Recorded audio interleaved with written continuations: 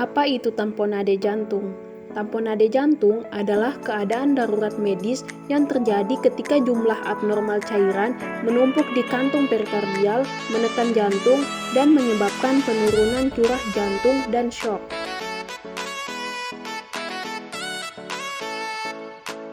Etiologi: penumpukan cairan perikardial, eksudat, transudat, atau darah yang dapat menumpuk karena beberapa alasan.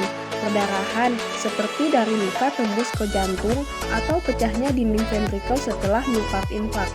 Faktor risiko lain yang cenderung menghasilkan efusi yang tumbuh lebih lambat, termasuk infeksi, penyakit autoimun, neoplasma, uremia, dan penyakit inflamasi lainnya.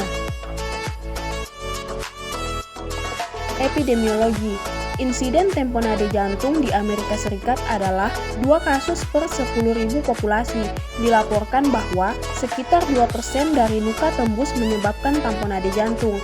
Lebih sering pada anak laki-laki 7:3, sedangkan pada anak dewasa tidak ada perbedaan bermakna. Patofisiologi: ketika volume cairan menumpuk cukup cepat di perikardium, ventrikel dikompresi, dan kondisi ini menyebabkan peningkatan tekanan intraperikardial bersama dengan peningkatan tekanan intrajantung. Di bawah tekanan ini, ventrikel tidak dapat berelaksasi yang menyebabkan penurunan aliran balik vena, pengisian, dan curah jantung.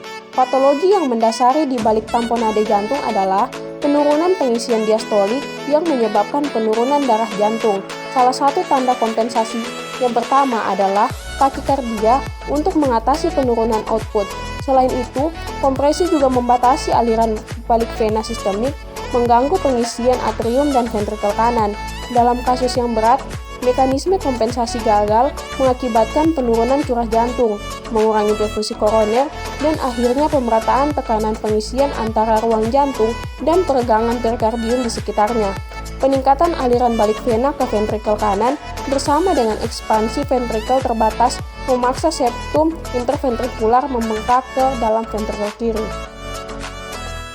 Manifestasi klinis. Yang pertama, temuan fisik klasik pada tamponade jantung yang termasuk dalam trias Beck adalah hipotensi dengan tekanan darah kurang dari 90 mm air aksa, distensi vena jugularis atau peningkatan tekanan vena jugularis, dan suara jantung yang teredam atau menjauh.